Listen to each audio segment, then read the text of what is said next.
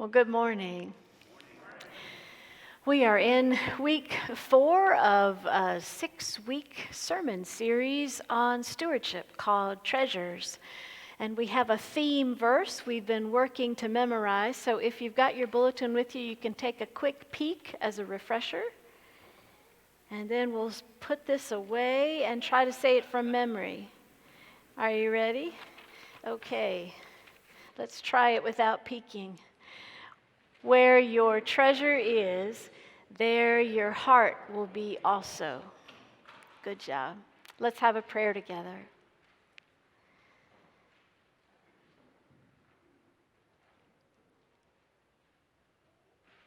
Holy God,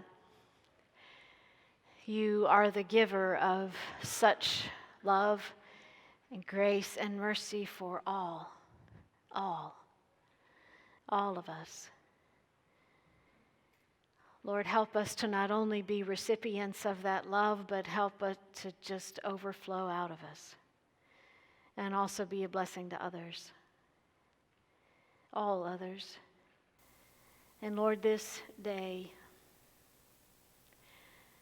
let us lean against you, lean into you, knowing that you are the source of our life. Let us be so close to you that we hear your heart beating louder than our own. And Lord, as you speak into our hearts this day, we lift to you all of our prayers and concerns. And Lord, now as we invite you to speak into our lives, we pray that you would get me out of the way. And may the words of our mouths and meditations of all of our hearts be acceptable and pleasing in your sight, O Lord, our rock, our redeemer, our refuge, our very breath. Amen. Well, I was talking with a college student this past week about academic anxiety. Some of us remember that. When you're nearing the end of a semester, whether you're high school or college or whatever, and there are tests and exams and papers and pressure and lack of sleep on top of it, it can be overwhelming. And all of us figure out a way to navigate through one way or another. One of my good friends and I, when I was an undergraduate, had a couple of ways we would deal with that pressure when it got to be too much. The first thing we'd do is we'd go outside, just exercise, take a walk, go for a run, go for a bike ride. And the other thing we would do is to go to a local establishment in town where lots of other local people happen to be. And it might not be what you're thinking, because we were 19, it was actually a nursing home, a long-term care facility, which might sound strange for a couple of 19-year-olds, but to us it made perfect sense at the time. And I remember the walk over there from campus. We would be stressed and overwhelmed and had so much to do and not enough time in which to do it.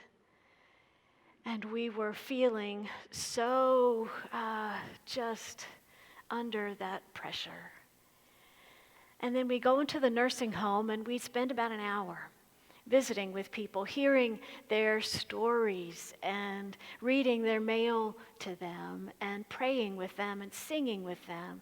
And I remember that on the way back, there was such a change in our hearts. Our hearts had been lifted, and we just couldn't tell the stories fast enough. Who did you see this time? Who did you see? Oh, I saw this person. Do you know that he's 96 years old? And the other one person, my friend would say, oh, and I got to see Mrs. So-and-so, and she wanted to sing today, and so we got to sing together. And we just couldn't tell those stories fast enough.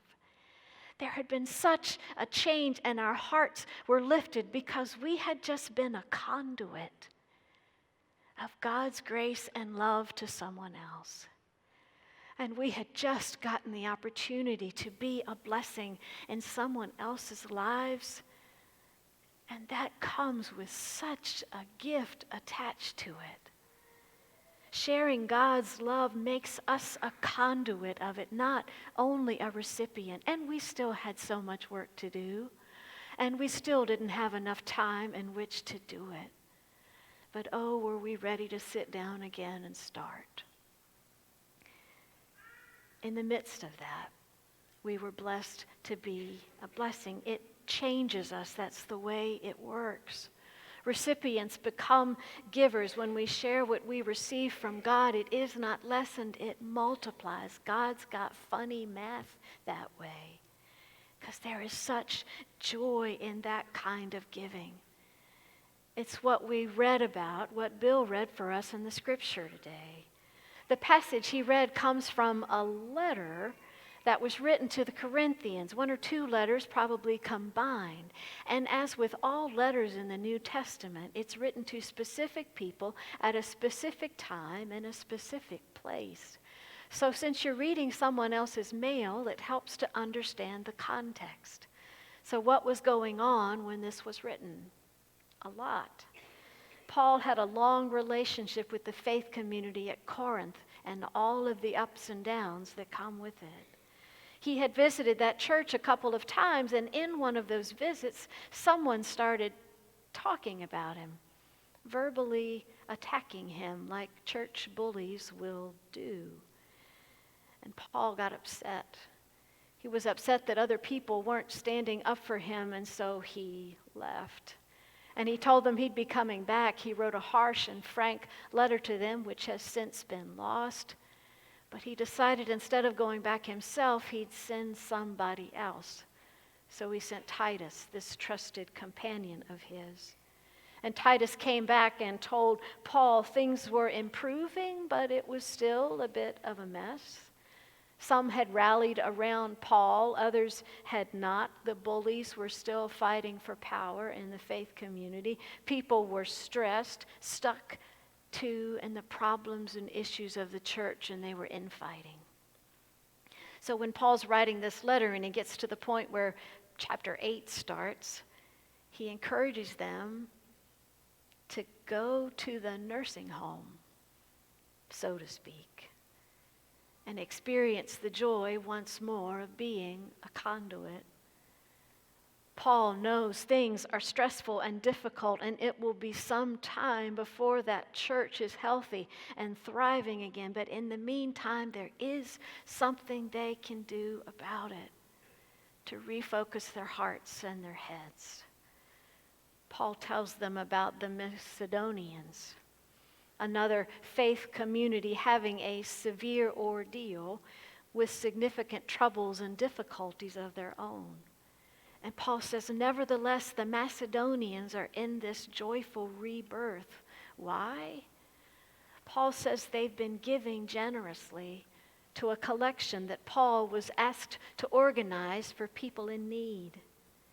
And now their energy is being spent on being conduits of God's grace rather than on the infighting and debates and worrying about scarcity. The Macedonians have been giving from their means beyond their means, Paul says, and having a grand time doing it. They're walking away from the nursing home together, eager to tell those stories of how their giving has made a difference. Generosity has been freeing for them, and Paul urges the Corinthians to join in on the Macedonians' fun. I've seen generosity work like that in other people's lives too. I served a church as a pastor out on the Northern Neck before I came here. And I remember one afternoon in the church office when I was working, I heard a knock on the outside door. I went to go answer it, and I recognized there a gentleman who was one of the persons who came to get food from our monthly food pantry. He had an envelope with him. And he came in, and I asked him what I could do to help. And he said, I came because I've had a change of heart. And I asked him what he meant. He said, I've decided that rather than focusing on what I don't have, I'd rather focus on what I do. And he said, so I've come to bring this gift to the church. He said, I have a roof over my head and food on my table, and so I figure that it's time for me to start sharing some things with others. He said, if I've got $20, I reckon part of that belongs to God, and if I have 10, I want to give some of that back. So here's a gift for the church. I stared at him. I could hardly believe it. I knew something of this man's story, and I knew that if there was money in that envelope, it meant that there would be less food on his table that week. I didn't want to take it, but I honored his request, and I put it in the offering, and I thanked him graciously. And a couple months later, there was another knock on that outside door, and I went to get it, and the same gentleman was standing there. And I invited him in. And he said, you remember that time when I came by? And I said, yes. He said, I was up to something that day. I said, what do you mean?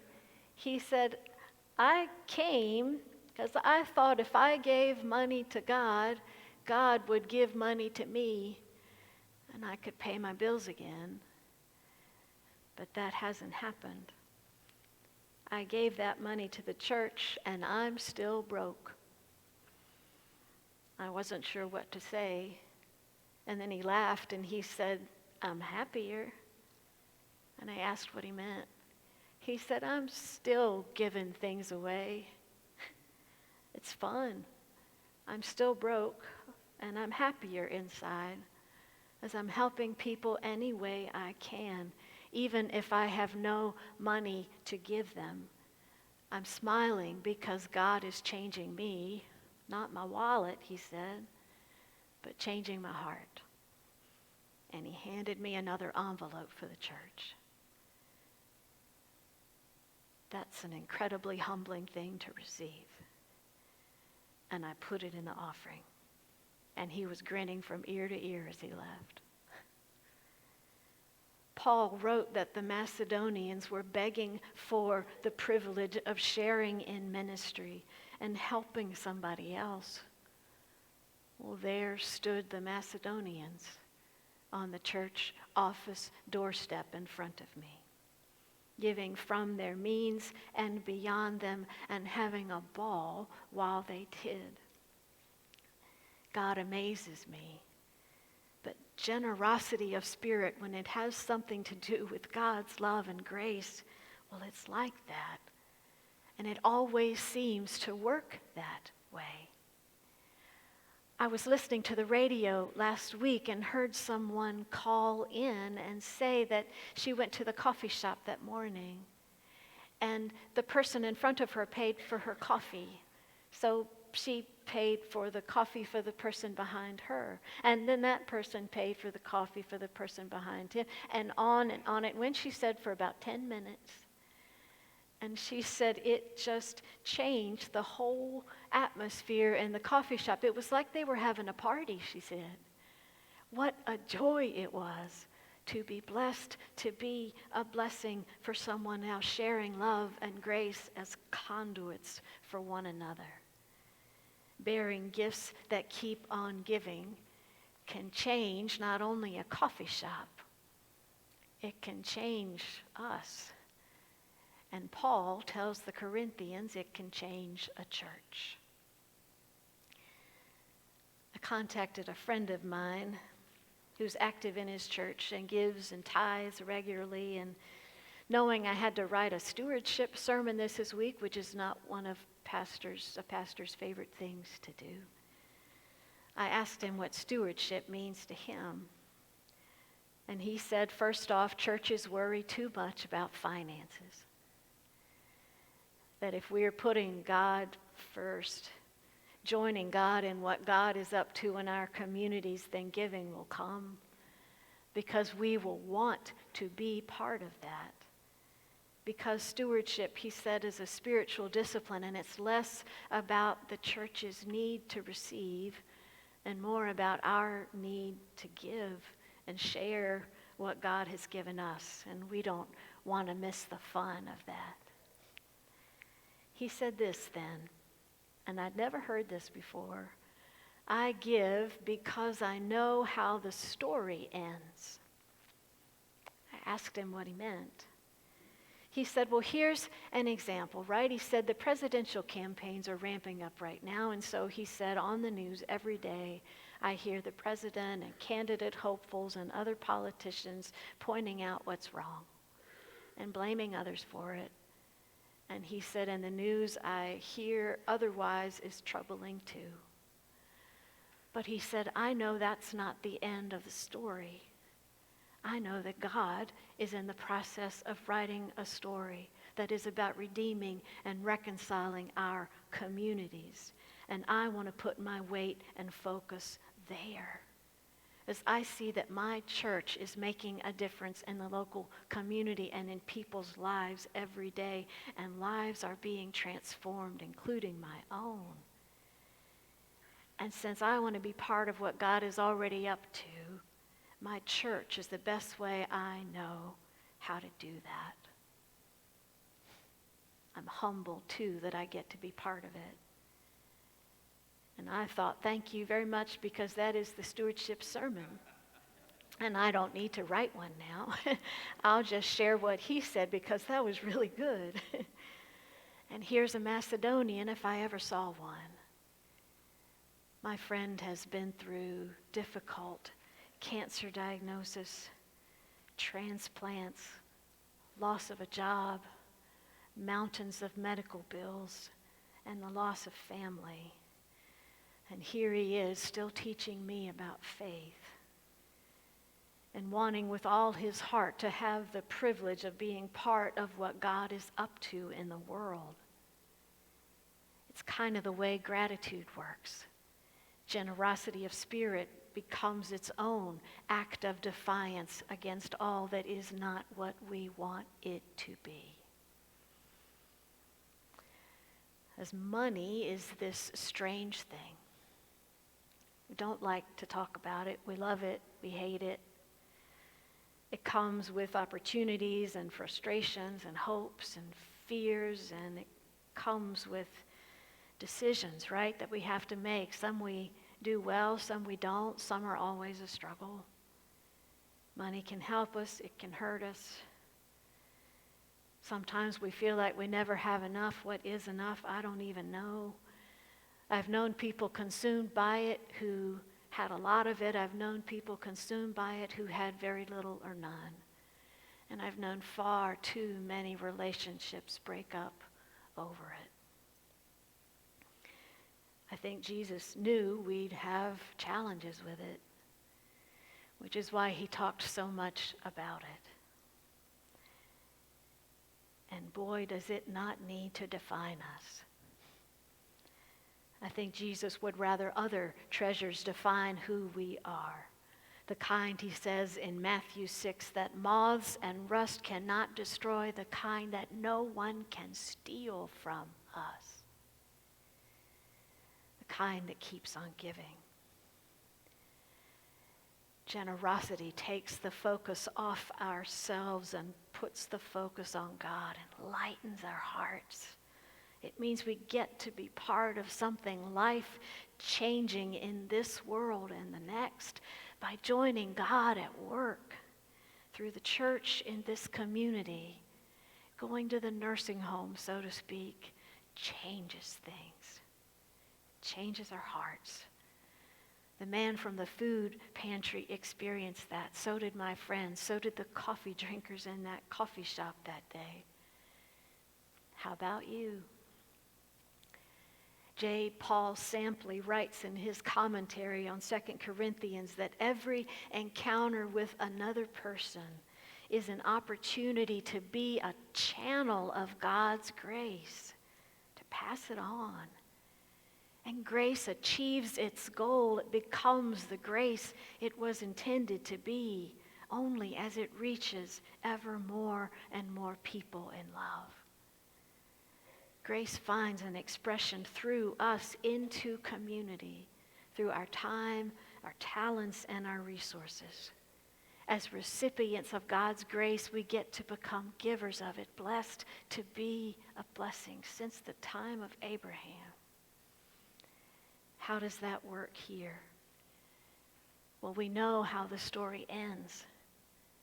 Part of the good news is that we get to help God write it through worship and prayer and choir and music ministry, through making peanut butter and jelly sandwiches with Phoenix Rising, through helping with the hypothermia shelter, through confirmation, through children's Sunday school, through tribe time, through Monlock House, through the Route 1 Community Kitchen, through the cheer team that goes to long-term care facilities and visits persons who are homebound, through meals with Sunday suppers down in D.C., through Angel Tree, through the day school, through our small groups, through mission trips like Fort Apache and Jeremiah Project, and the list goes on and on. Like my friend said, our local church is the best way I know to be part of what God is up to. We get to make an impact in real people's lives. What a privilege that we get to be part of this thing that God already started. Why should the Macedonians have all the fun? I think I'd like to join them in it. Let's do that together. Blessed to be a blessing as God uses us to be conduits of grace and love in our community and beyond. I can't wait to be part of that. Amen and amen.